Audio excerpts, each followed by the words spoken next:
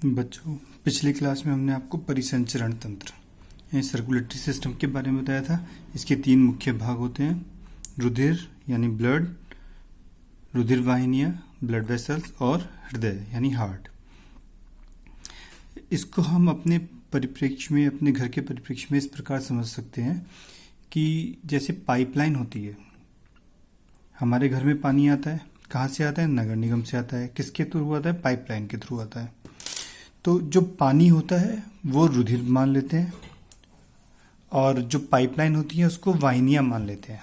वाहिनियों में से होकर रुधिर बहता है हमारे शरीर में। इसी प्रकार पानी नगर निगम से पाइपलाइन के द्वारा आता है, और पाइपलाइन के द्वारा पानी हमारे घर में आता है।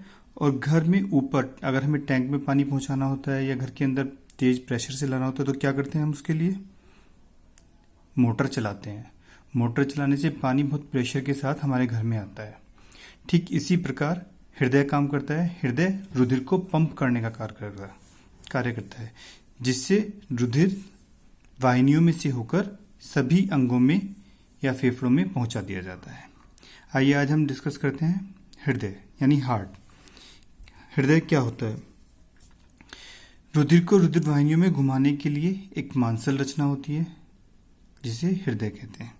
यह रुधिर को पंप करने का काम करता है, यानी एक जगह से दूसरी जगह पहुंचाने का काम करता है।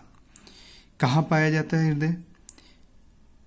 मनुष्य का जो हृदय है वो गहरे लाल रंग की रचना होती है, जो वक्ष गुहा यानी हमारी चेस्ट, छाती के एरिया में पाया जाता है। दोनों फेफड़ों के बीच डायफ्राम के ठीक ऊपर स्थित होता है। हृदय का लगभग 2/3 भाग मध्य रेखा से बाईं ओर स्थित होता है, बाईं ओर।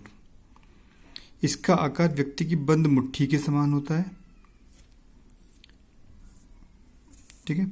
यह पतली दोहरी झिल्ली हृदयावरण में बंद रहता है। हृदयावरण, दोनों झिल्लियों के बीच एक तरल पदार्थ हृदयावरणी द्रव भरा होता है।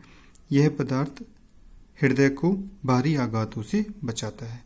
यह आपके एग्जाम में क्वेश्चन पूछ लिया जाता है, हृदयावरणी द्रव क्या होता है, इसका क्या कार्य है। आइए अब हम आपको हृदय की आंतरिक संरचना के बारे में बताते हैं। मनुष्य के हृदय में 4 वेश्म होते हैं। मनुष्य का जो हृदय होता है, हृदय का ऊपर के चौड़े भाग को, ऊपर का जो ये चौड़ा भाग होता है इसे अलिंद कहते हैं, और नीचे का जो ये संकरा भाग होता है इसे निलय कहते हैं। ये एक मध्य रेखा पट्ट द्वारा 2 भागों में विभाजित रहता है, दायां भाग और बायां भाग। इस प्रकार अलिंद और निलय 2 भागों में विभाजित होते हैं, दायां अलिंद, बायां अलिंद, दायां निलय, बायां निलय। इस प्रकार इसमें 4 चैम्बर बन जाते हैं, 4 कमरे बन जाते हैं, जिन्हें वेश्म कहते हैं। इससे पता चलता है मनुष्य के हृदय में 4 वेश्म होते हैं।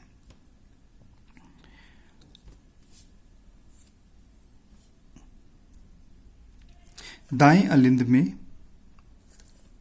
2 मोटी महाशिराएं, अग्रमहाशिरा और पश्चिमहाशिरा, ये दाएं अलिंद में खुलती हैं,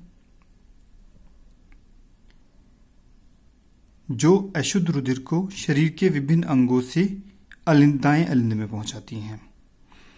बाएं अलिंद में फेफड़ों से ऑक्सीजन युक्त शुद्ध रुधिर लाने वाली फुफ्फुस शिराएं होती हैं। फुफ्फुस शिराएं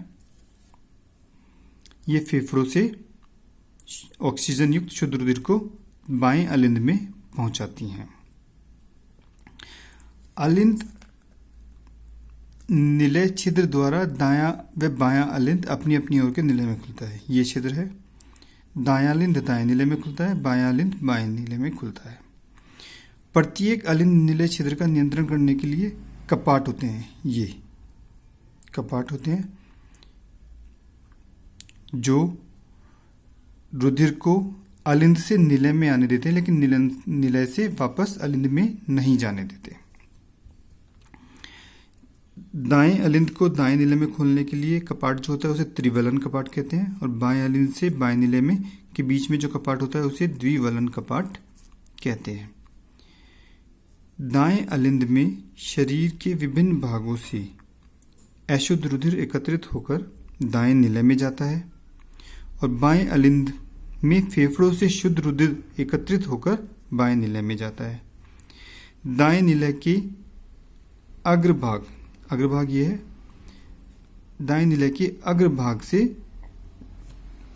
होता हुआ रुधिर फुफ्फुस धमनी द्वारा, फुफ्फुस धमनी द्वारा, फुफ्फुस धमनी द्वारा तथा बाएं निलय से, बाएं निलय के अग्रभाग से रुधिर महाधमनी द्वारा